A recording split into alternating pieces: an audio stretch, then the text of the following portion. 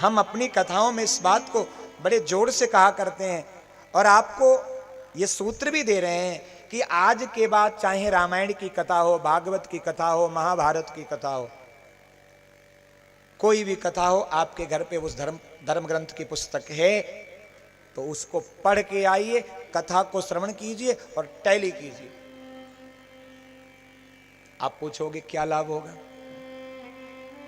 वक्ता क्या बोल रहा है ये पता चल जाएगा, किस ग्रंथ से बोल रहा है पता चल जाएगा, और पढ़कर आओगे और जब सुन कर जाओगे तो वो आपके आचरण में उतर भी सकता है। महाराज पढ़कर आओ।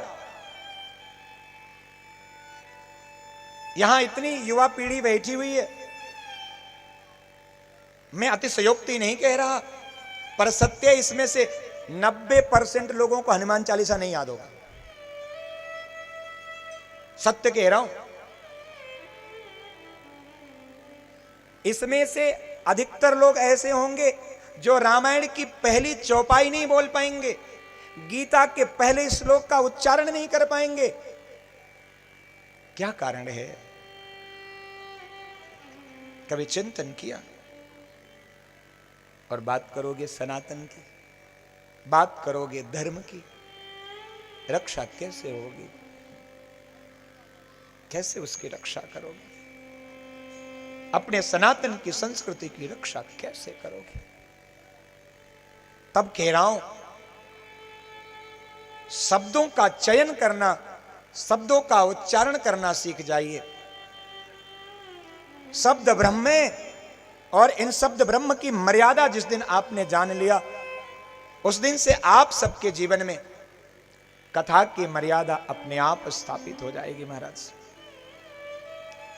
तुलसी बाबा कहते हैं, विद्यावान गुणी अति चातुर।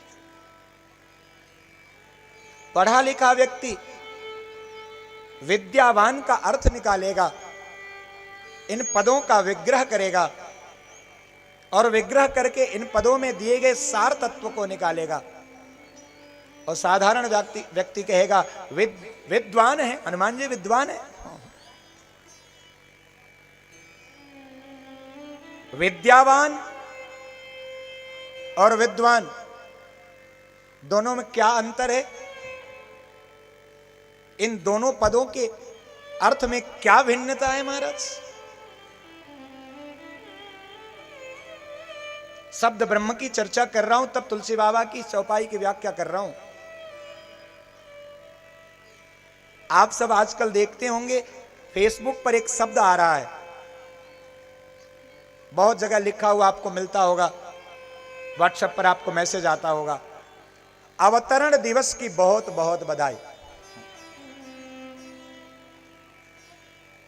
गूगल ने किसी को ट्रांसलेट करके दिया और उसने उसको कॉपी पेस्ट कर दिया, अब वो वायरल है। उस अर्थ का अनर्थ निकले महाराज, पर हम भी कहते हैं भैया अवतरण दिवस की बहुत बहुत बधाई, अवतरण दिवस की बहुत बहुत बधाई।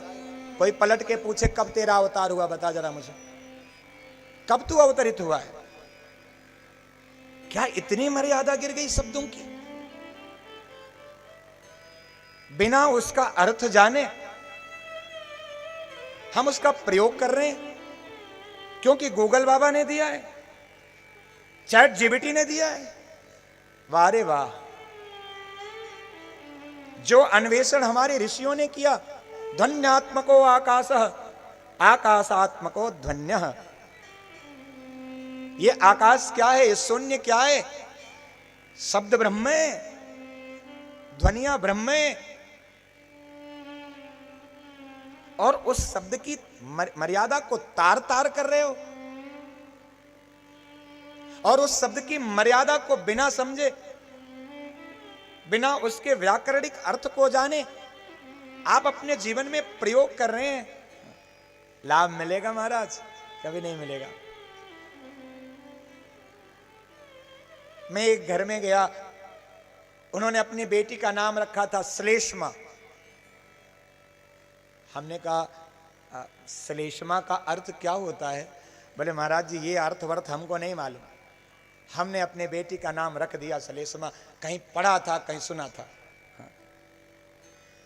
आपको जानकर आश्चर्य होगा, पहले के समय में नामकरण संस्कार होता था।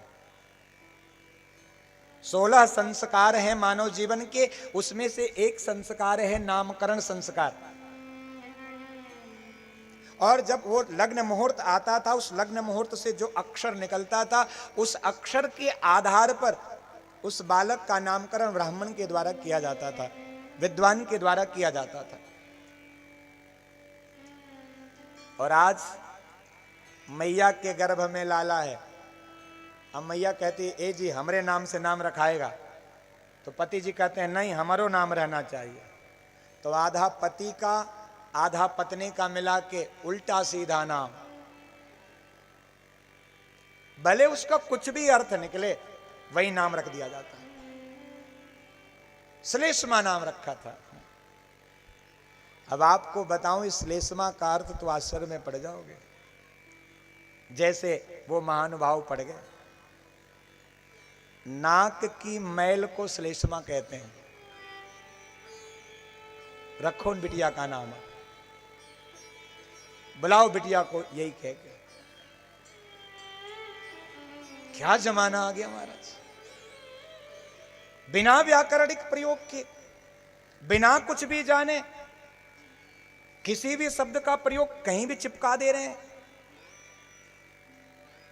अगर सामने 2-4 लोग बैठ के ताली बजा दिए तो हम करे राम, अब हमसे बड़ा तो कोई विद्वान ही नहीं है। विद्यावान गुणी अति चातुर, विद्वान समझने की भूल मत कीजिएगा।